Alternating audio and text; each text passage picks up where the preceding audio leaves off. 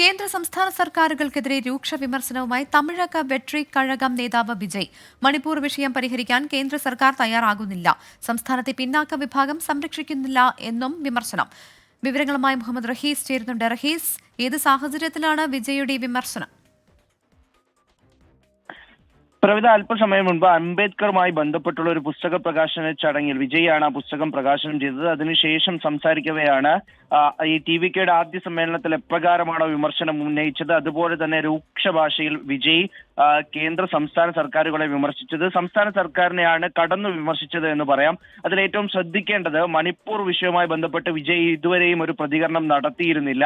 ഇതിൽ വിമർശനമൊക്കെ ഉയരുന്ന ഘട്ടത്തിലാണ് ഇപ്പോൾ മണിപ്പൂർ വിഷയം പരിഹരിക്കാൻ കേന്ദ്ര സർക്കാർ തയ്യാറാകുന്നില്ല, കേന്ദ്രത്തിലെ സർക്കാർ എങ്ങനെയാണോ അങ്ങോട്ട് നോക്കൂ, അവർ മണിപ്പൂർ വിഷയത്തിനെ അഡ്രസ് ചെയ്യാൻ തയ്യാറാകുന്നില്ല അല്ലെങ്കിൽ പരിഹരിക്കാൻ തയ്യാറാകുന്നില്ല എന്ന തരത്തിലാണ് വിജയ് തന്റെ രാഷ്ട്രീയ പ്രസംഗം ആ ഭാഗം തുടങ്ങുന്നത്. അതിനുശേഷം സംസ്ഥാന സർക്കാരിനെതിരെ അതിരൂക്ഷ വിമർശനമാണ് ഉന്നയിച്ചത്. അതിൽ ഏറ്റവും പ്രധാനം എപ്രകാരമാണോ കേന്ദ്ര സർക്കാർ പിന്നോക്ക വിഭാഗക്കാർക്കെതിരെ എതിരെ നിൽക്കുന്നത്, നിലകൊള്ളുന്നത്, അതുപോലെ തന്നെയാണ് സംസ്ഥാന സർക്കാരും താഴ്ന്ന ജാതിക്കാർക്കെതിരെ അല്ലെങ്കിൽ ദളിതർക്കെതിരെ ആണ് സംസ്ഥാന സർക്കാരും ഉള്ളത്. അവരെ സംരക്ഷിക്കാൻ ഒരു തരത്തിലും DMK സർക്കാർ തയ്യാറാകുന്നില്ല എന്നൊരു വിമർശനം ഉന്നയിക്കുന്നു. ഒപ്പം തന്നെ ഈ ഒരു പ്രളയ സമാനമായ ഒരു സാഹചര്യം ഈ ഫെഞ്ചൽ ചുഴലിക്കാറ്റുമായി ബന്ധപ്പെട്ട് തമിഴ്നാട്ടിൽ ഉണ്ടായിരുന്നു.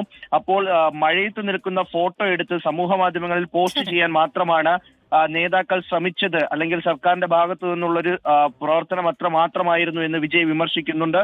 ഒപ്പം തന്നെ മുന്നണി രാഷ്ട്രീയത്തിന്റെ ബലത്തിൽ പാർട്ടികളെ കൂട്ടിവെച്ചാൽ 2026 തെരഞ്ഞെടുപ്പ് ജയിക്കാൻ പറ്റില്ല എന്നുകൂടി വിജയ് പറയുന്നുണ്ട്. അതായത് കൂടുതൽ പാർട്ടികളെ ചേർത്ത് നിർത്തിയ ഒരു മുന്നണി ഉണ്ടാക്കിക്കൊണ്ട് മാത്രം 2026 DMKക്ക് ജയിക്കാൻ കഴിയില്ല.